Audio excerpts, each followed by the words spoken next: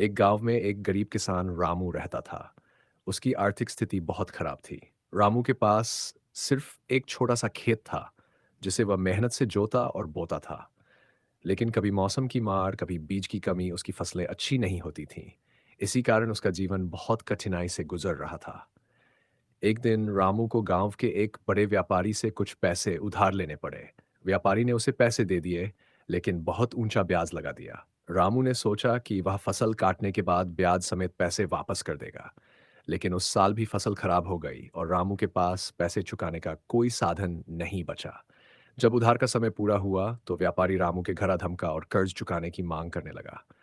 रामू ने रोते हुए कहा, मालिक, मैं गरीब आदमी हूँ, मेरे पास अभी पैसे नहीं हैं, मुझे कुछ समय और दे दीजिए।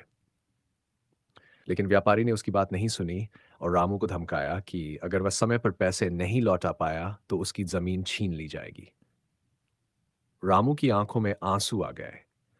वह दिन रात मेहनत करता, लेकिन वह कभी भी इतना पैसा नहीं कमा पाता कि उधार चुका सके।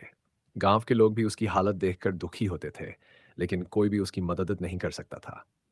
एक दिन रामू खेत में काम कर रहा था, तभी उसे जमीन में कुछ चमकती हुई चीज दिखाई दी।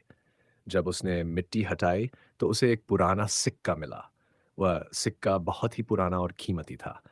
रामू को समझ नहीं आया कि यह सिक्का उसके खेत में कैसे आया, लेकिन उसने उसे संभाल कर रख लिया। रामू उस सिक्के को लेकर गांव के सुनार के पास गया। सुनार ने उस सिक्के की पहचान की और बताया कि यह सिक्का बहुत पुराना है और इसकी कीमत बहुत ज्यादा है। सुनार ने रामू को उचित मूल्य देकर वह सिक्का खरीद लिया। अब रामू के पास इतने पैसे आ गए थे कि वह न केवल व्यापारी का कर्ज चुका सका, बल्कि उसके पास कुछ पैसे बच भी गए। रामू ने उन पैसों से अपने खेत को सुधारने में लगाया और धीरे धीरे उसकी आर्थिक स्थिति में सुधार आने लगा। रामू ने उस दिन सीखा कि मेहनत और ईमानदारी का फल अवश्य मिलता है, बस सही समय का इंतजार करना पड़ता है।